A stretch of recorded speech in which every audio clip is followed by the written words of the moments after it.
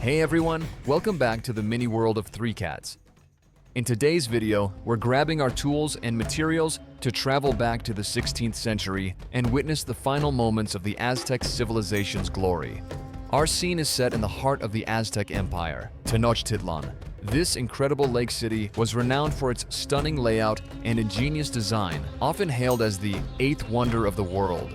It boasted an extensive network of causeways, towering temple complexes, floating farmlands, and countless canoes dotting the water. I've tried to incorporate as many iconic details as possible for this project, hoping to bring them to life through model scenes. Alright, let's get started. Using a hot wire cutter to carefully cut the base and all the structural components to the specified dimensions. In Tenochtitlan, records describe at least 3 drawbridges along the main roads, each accompanied by lookout towers. Focus on the finer details of each building module. Use a small knife to carve out the stairs for the watchtower. Add a roof to complete the structure.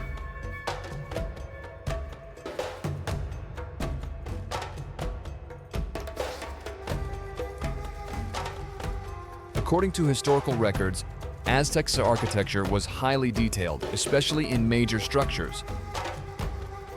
Walls and roofs were often adorned with intricate decorations to enhance their grandeur.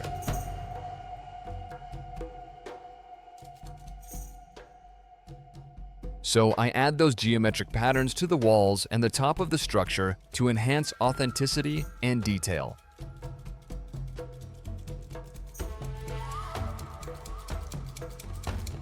Create depth variation on the riverbed. Then cover the entire riverbed carefully with water-soaked plaster cloth.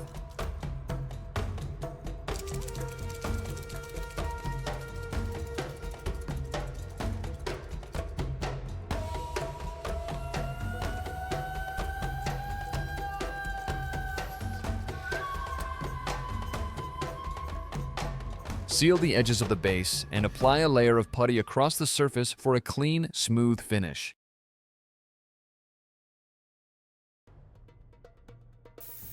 Spray a base coat over the entire riverbed to set the tone. Use a gradient of colors to highlight the depth variations in the water.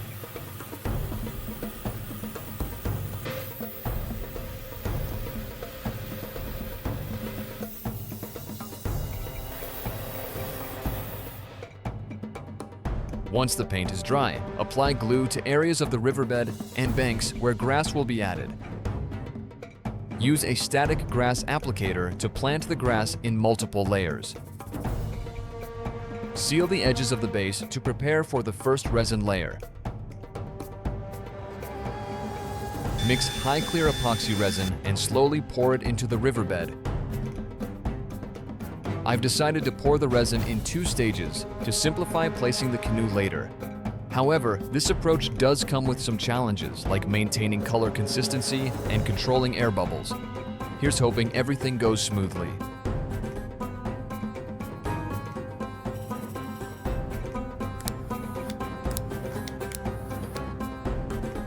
Let it sit undisturbed for 2 or 3 days. In this scene, I need some canoes of varying sizes. Plan the dimensions based on scale, then build a frame using wire mesh, aluminum foil, and wire for stability.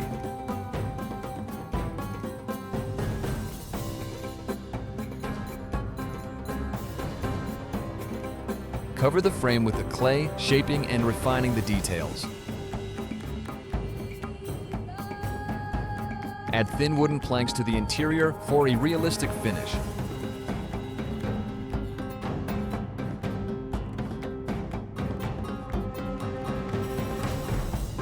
Then paint the canoes. The Aztecs primarily relied on wooden canoes and catamarans for transportation. The canoes were coated with resin to improve waterproofing and durability. In Tenochtitlan, a network of waterways formed a grid-like system, with causeways connecting the city to the lake shores via drawbridges. Inland waterways and lakes were vital for travel and trade, making these slender canoes an essential part of daily life.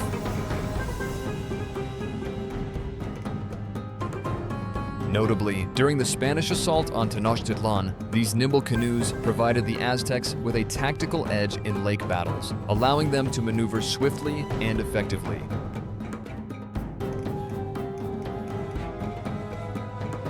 Once the first resin layer has fully cured, proceed to the next step.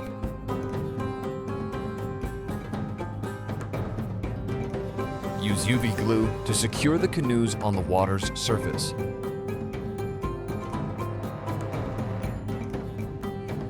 Add aquatic plants to the riverbank and shallow areas for extra detail.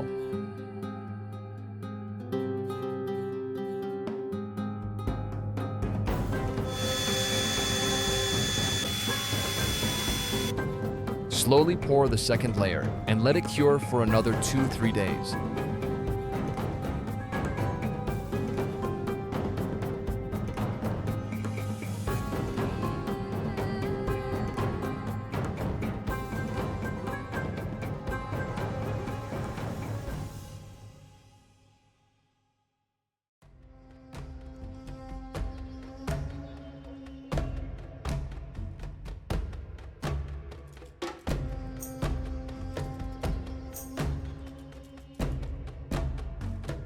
This time, I prepared about 50 miniature figures, with a larger number of Aztec warriors.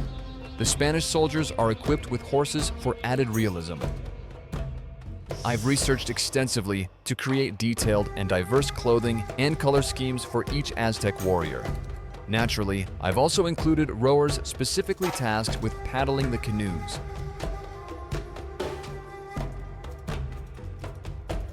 The Aztecs had a complex military system.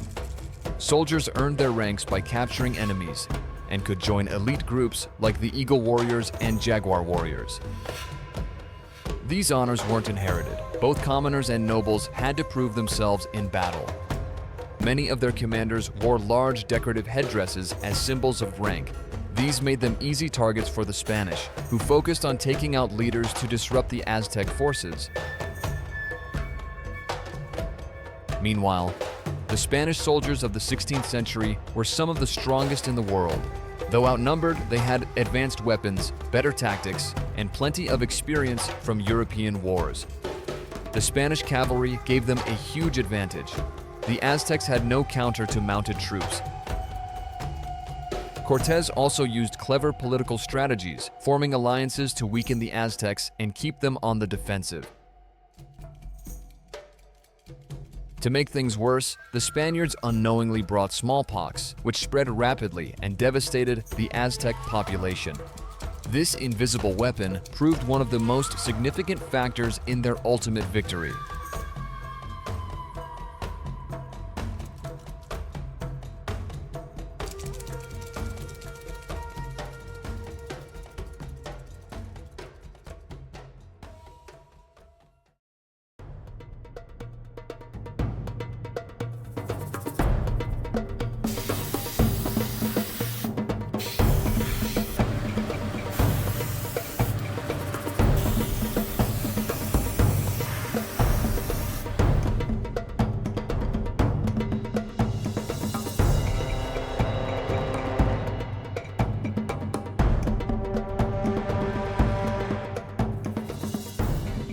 The painting part is just about done. Next, I'll move on to the final touches for the entire scene, adding tufts of grass, trees, and ripples to the water surface for extra realism.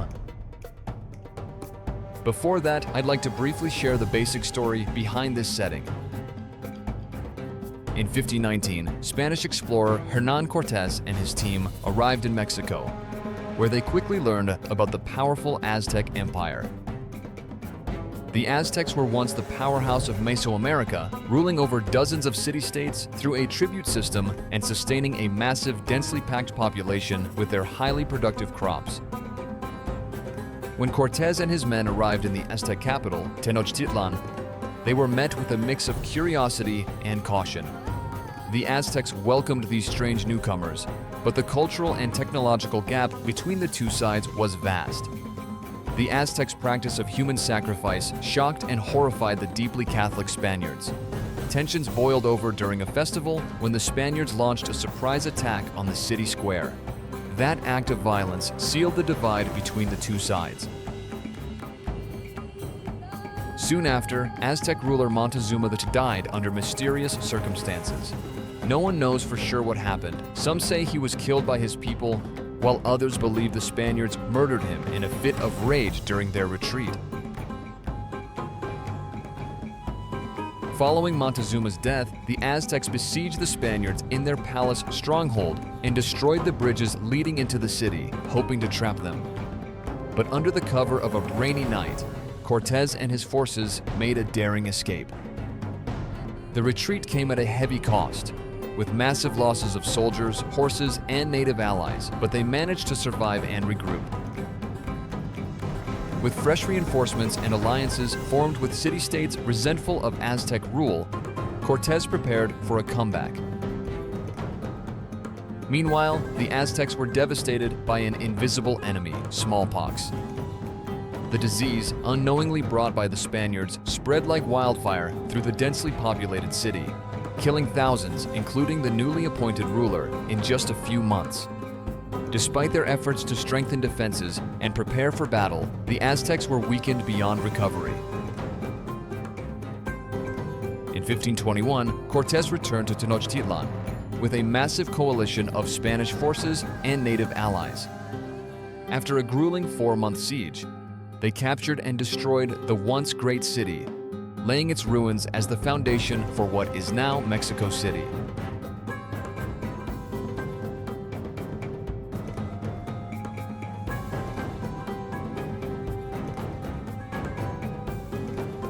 Once the finishing touches are done, the project will be complete. I'll showcase the final product at the end of the video.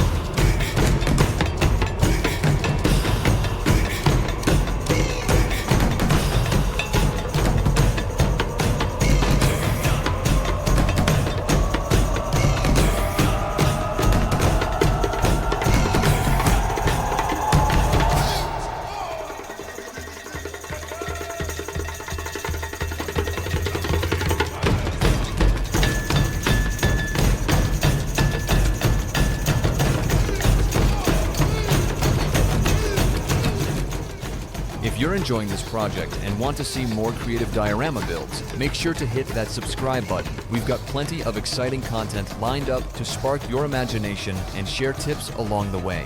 Don't miss out. Join the 3 Cats studio community today. Thank you so much for watching. See you next time.